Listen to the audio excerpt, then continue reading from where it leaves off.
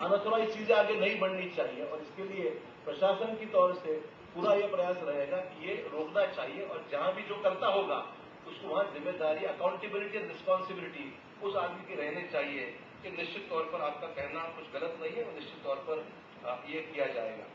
CRZ के violation Mumbai में आपको देखते आपने कहा कि सीआरजेड के वायलेशन से सीआरजेड कानून जरूर है, जहां पर सीआरजेड का कानून लगाया गया कि वायलेशन बड़े पैमाने पर है वो भी हम लोगों ने देखे, कहीं पर डेमोलिशन ड्राइव भी बड़े पैमाने पर किया है। तो ये काम तो चलते रहेंगे, मैं नहीं कहूंगा कि करने के बाद भी जहां भी चलता है उसको रोकने की समाज में अच्छी और बुरी चीजें दोनों हैं, तो जहां बुराई है उसको रोकना ही चाहिए और लोगों को विश्वास तो होना चाहिए कि जहां भी अलग चीजें हो। आपने कुछ चीजों का जिक्र किया, जहां पर मैंने फिल्म देखी पंडित जी ने बताया कि रेस्टोरेंट्स खड़े हुए हैं, अब अगर वो उसको प्रोटेक्शन अगर कानून के तहत 95 के पहले का होगा, जो भी कानून प्रोटेक्शन होगा तो मैं कुछ नहीं कर पाऊंगा उसको। पर जरूर ये देखना होगा कि रास्ते में कोई पार्किंग लगी रात को 12-2 बजे तक कहीं पर स्टॉल वहां पर गाड़ियां लगी है, लोगों को तकलीफ हो रही है, पार्किंग अनऑथोराइज हो रहा है, ट्रक्स खड़े रह रहे हैं, तो ये न्यूसेंस है। तो पार्किंग लॉट्स मुंबई में हर जगह जहां पर आवश्यकता है, ट्रैफिक पुलिस से मैं कहूंगा, डीसीपी से ये कहूंगा कि मुंबई की ट्रैफिक को सुधारे। साथ में साथ दूसरा भी एंगल है, लोग कहते हैं कि ठीक है भैया आ जाओ वोटिंग के देखता हूं कैसे करते हैं, ये भी दूसरा एंगल है। ये सब चीजें उसमें पर ये सख्ती से हम लोग जरूर करें और हमारे एमपी एमएलए चाहे जो भी पार्टी के हो उनसे मैं रिक्वेस्ट करूंगा कि ये सिर्फ चीज करने के लिए हमारे कॉर्पोरेटर है, एमपी है, एमएलए है, जो भी वो पार्टी के रहेंगे वो अगर हर चीज में कोऑपरेट करेंगे, मैं समझता हूं जहां मेजोरिटी लोगों का फायदे की बात है वो निश्चित तौर पर करनी चाहिए। 10-20 तक के लोग थोड़े नाराज हो सकते हैं, उसमें कोई हर्ज नहीं है, पर जहां लोगों की समस्या सही है उस पर ध्यान देने के लिए, इम्प्लीमेंटेशन के लिए इन चीजों का ध्यान देने की आवश्यकता है। मैं जरूर इस बात से सहमत हूं। आपने जिक्र किया, आपके जो रेलवे के बारे में जिक्र किया, रेलवे का जो इशू है आपका मोनोरेल का, मेट्रो रेल का जो इशू है, वो इशू आपको पता है कि आपका एलिवेटेड कॉरिडोर है, तकरीबन 32 चारकोल, बांद्रा, मानपुर इस एरिया का जो है, जिस एलिवेटेड कॉरिडोर जिसका 32 किलोमीटर की लेंथ है, तकरीबन 8,000 करोड़ उसमें खर्चा होने जा रहे हैं। गवर्नमेंट ऑफ इंडिया इसमें काफी मदद कर रही है। तो आप कह रहे हैं कि अंडरग्राउंड उसको ले जाए।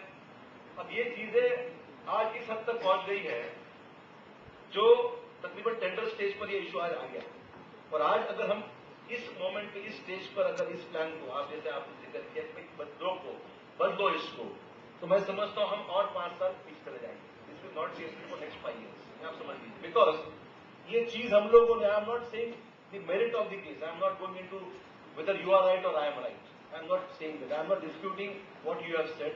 Neither I am saying that what I am saying is right or whatever. But I am giving the ground reality.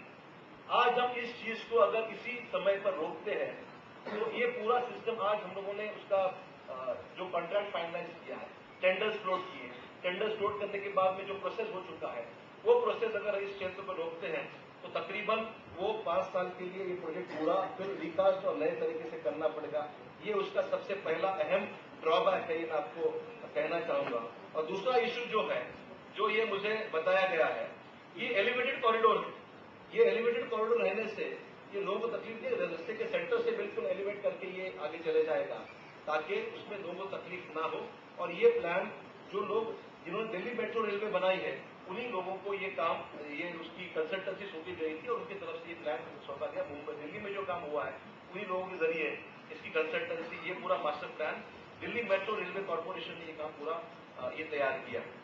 तो मैं समझता हूं इस बैकग्राउंड पे इसके बारे में जरूर मैं कुछ लोगों से सलाह लूंगा, पर हम लोग जिस तेजी से इस क्षेत्र में आगे बढ़े हैं तो you have to think on all these angles. आप लोग चाहे तो 10, 12, 15 लोग बैठे साथ में डिस्कस करें, इसके फायदा क्या है, नुकसान क्या है, तो दोनों सोचें।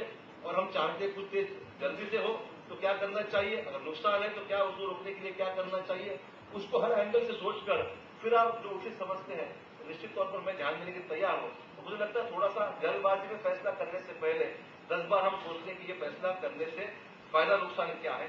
इसकी सभी क्लियरेंसेज आ गई है, ये प्रोजेक्ट अभी फाइनल स्टेज पर है और मुझे लगता है इस क्षेत्र में जब हम आगे बढ़ चुके हैं तो ये दोबारा सोचेंगे तो ये इसके फायदा नुकसान इसको आपको ध्यान में रखना होगा।